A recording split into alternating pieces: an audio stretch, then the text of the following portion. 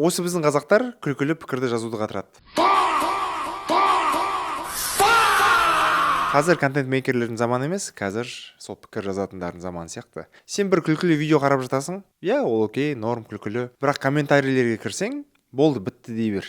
Бір коммент екіншісіне асып түседі. Көп жағдайда комментарий видеодан да күлкілі. Бұрын бізде Шаншар да болды, Бауыржан шоу да болды, Тука да болды, қазір стендаперлер де жетеді. Бірақ осы адамдардың пікірлерін оқысаң, ішіп жатқан шайың мұрнынан шығады. Бұл бір жарысқа ұқсайды бар ғой. Кім тезірек, кім тапқыр, кім дөп түсті, әсіресе суреті бар пікірлер.